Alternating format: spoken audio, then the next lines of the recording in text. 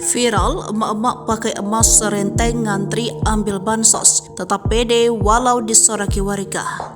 Video yang memperlihatkan seorang emak-emak ramai disoraki oleh warga viral di media sosial.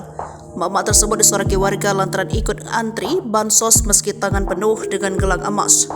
Meski disoraki oleh warga, emak-emak tersebut tetap pede ikut mengantri bansos tersebut. Namun lantaran disoraki warga, emak-emak itu kemudian memasukkan seluruh gelang emasnya itu ke dalam dompet miliknya. Momen saat emak-emak yang memakai serenteng emas itu ikut antri bansos direkam oleh salah satu warga. Dan kini rekaman itu beredar luas di media sosial, salah satunya Instagram.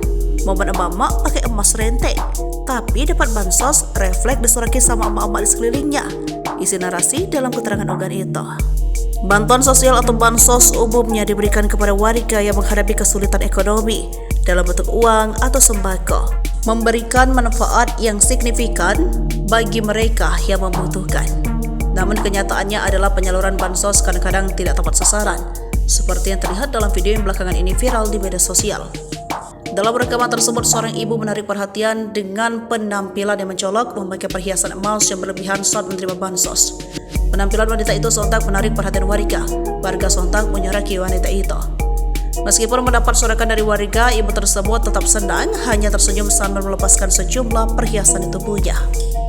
Kehadiran ibu tersebut yang menerima bansos dengan perhiasan emas mencolok menarik perhatian banyak orang.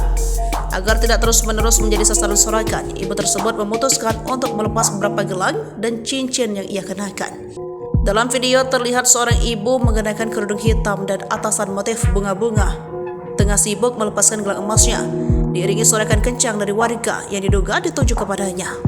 Seorang wanita dalam video tersebut mengomentari bahwa sumbangan beras ini seharusnya diperuntukkan bagi yang benar-benar tidak mampu, bukan untuk orang yang memiliki usaha beras.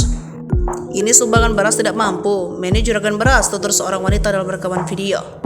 Kejadian ini mencuri perhatian publik, bahkan warganet turut memberikan beragam komentar terkait aksi ibu tersebut.